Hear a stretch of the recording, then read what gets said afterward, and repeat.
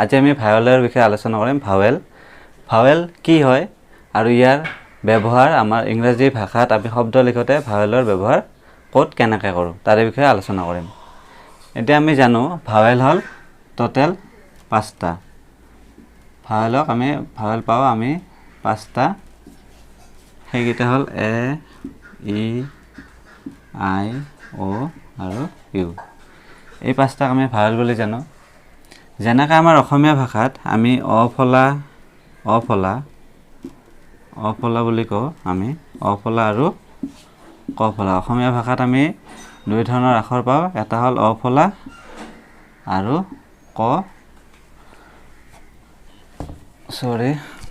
এটা হ'ল কফলা। এই অফলাটোক আমি কি বুলি জানো? স্বৰ বৰ্ণ বুলি জানো, স্বৰ বৰ্ণ। আৰু কফলাটোক আমি ব্যঞ্জন বৰ্ণ বুলি জানো, ব্যঞ্জন বৰ্ণ।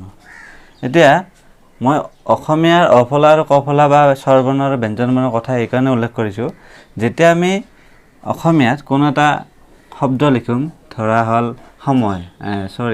সময়টো নহ'ব, কাম এটা শব্দ। কিন্তু কি হয়, কামটো লিখোঁতে আমি ইয়াতে কি আখৰ ব্যৱহাৰ কৰিছোঁ? আমি ইয়াতে ব্যঞ্জন বৰ্ণৰ আখৰ ব্যৱহাৰ কৰিছোঁ। যেনে ব্যঞ্জন বৰ্ণৰ কোনটো? ক আৰু ম ব্যঞ্জন বৰ্ণ হয়, ক ফলাৰ আখৰ হয়, ক আৰু ম। কিন্তু যেতিয়া আমি ক আৰু মক আমি কাম বুলি লিখিবলৈ গৈছে, তাতে আমি এডাল আকাৰ ব্যৱহাৰ কৰিছোঁ। সেই আকাৰডাল হ'ল স্বৰ বৰ্ণৰ আ আখৰটোৰ পৰা আহিছে। আমি যেতিয়া অসমীয়াত কোনো এটা শব্দ লিখিম, তেতিয়া আমি স্বৰ বৰ্ণক আমি আকাৰ, ইকাৰ, দীৰ্ঘ ইকাৰ বা ৰিকাৰ এনেকৈ বুজাওঁ। কিন্তু ইংৰাজীত কি হয়, এই যিকেইটাক আমি ভাৱেল বুলি কওঁ ইংৰাজীত, সেইকেইটাই একচুৱেলি স্বৰ বৰ্ণৰ কাম কৰে। মানে কিবা এটা শব্দ লিখোঁতে ইহঁতে যেনেকৈ ইয়াতে আমাৰ কাম শব্দটো লিখোঁতে আটোৱে ইয়াত কি কৰিছে? আকাৰ বুজাইছে। ঠিক তেনেকৈ এ, ই, আই, অ, ইউ এই ভাৱেলকেইটাই কোনো এটা শব্দ ইংৰাজীত লিখোঁতে আমাক মানে সুবিধা কৰি দিয়ে। যেনে আমি ইয়াতে এটা শব্দ চাম ইংৰাজীত, ধৰা হ'ল ডেপজিট।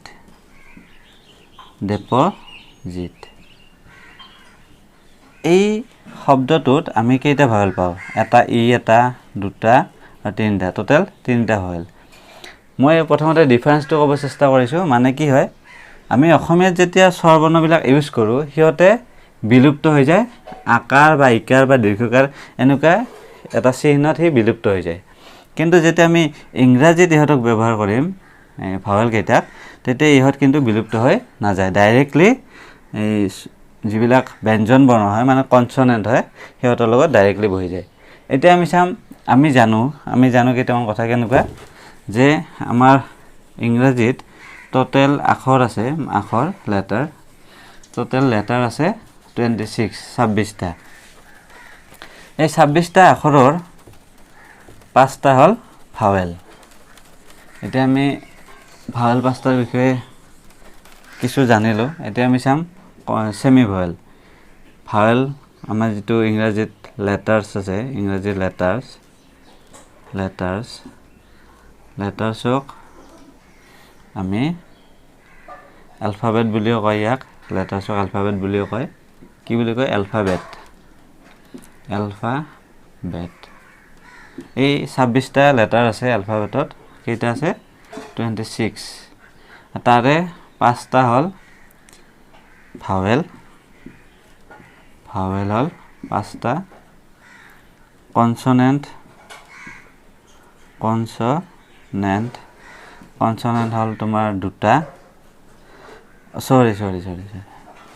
এইটো হ'ল আপোনাৰ 19টা। আৰু ছেমি ভাৱেল এইটো হ'ল আপোনাৰ 2টা। টোটেল 26টা। 19 আছে 24 দিয়ে 26। এই 26টা লেটাৰৰ আমি এই 5টা কি বুলি জানো? এ, ই, আই, অ, ইউ। এই 5টাক আমি ভাৱেল বুলি জানো। আৰু ছেমি ভাৱেল বুলি ক'লে আমি 2টা আখৰ পাওঁ, এটা হ'ল ডব্লিউ, এটা হ'ল ৱাই। ছেমি ভাৱেল হ'ল ডব্লিউ আৰু ৱাই, আৰু ভাৱেল হ'ল এ, ই, আই, অ, ইউ। আৰু বাকী যিকেইটা থাকিল, যেনে বি, চি, ডি এফ এইবিলাক হ'ল এনেকৈ টোটেল 19টা আছে এইবিলাক হ'ল কনসনেন্ট এতিয়া এই ভাৱেল কিয় পঢ়িব লাগে ভাৱেল কিয় শিকিব লাগে আমি যেতিয়া মানে আৰ্টিকলৰ বিষয়ে পঢ়িম ডিটাৰমিনাৰ্ছ আৰ্টিকল তেতিয়া এই ভাৱেলৰ মানে বহুত কাম হয় ভাৱেলৰ বিষয়ে নাজানিলে আমি আৰ্টিকল শিকিব নোৱাৰিম আজিৰ এই লেসনটোত মই ভাৱেলৰ বিষয়ে এই কাৰণে আলোচনা কৰিলো আমি নেক্সট লেসনটো আৰ্টিকলৰ ওপৰত এটা ক্লাছ লম সেই কাৰণে আমি প্ৰথমতে ভাৱেলৰ বিষয়ে আলোচনা কৰি আছো গতিকে ক্লাছটো তোমালোকে গুৰুত্ব দি চোৱা এতিয়া ভাৱেল পাঁচটা পালো আমি কি পালো এ ই আই অ ইউ কেতিয়াবা কি হয় এই ভাৱেল বিলাক বাক্য এটাত এনেকৈ ব্যৱহাৰ হয় এটা মানে এটাই লেটাৰ কিন্তু এটা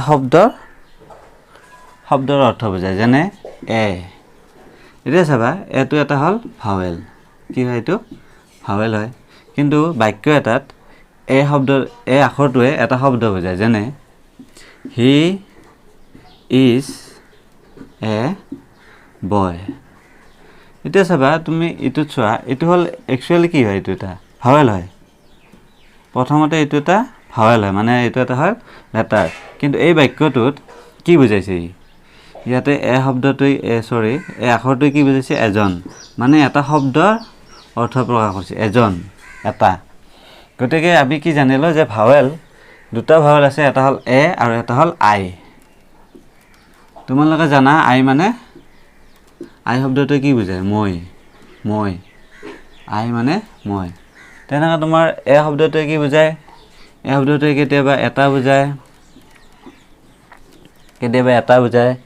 কেতিয়াবা এডাল কেতিয়াবা এজন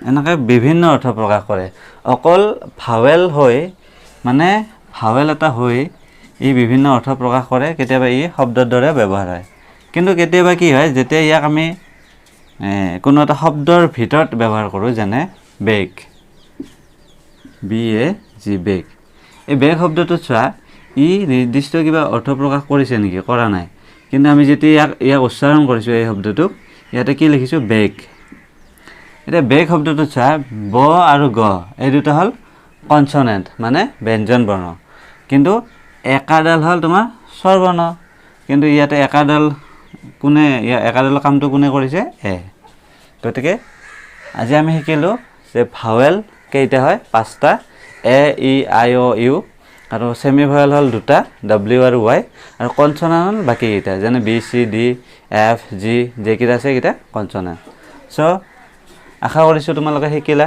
আৰু নেক্সট আমি যেতিয়া আৰ্টিকলৰ ক্লাছটো ল'ম তেতিয়া আমি ধুনীয়াকৈ মানে ভাৱেলৰ বিষয়ে আলোচনা কৰিম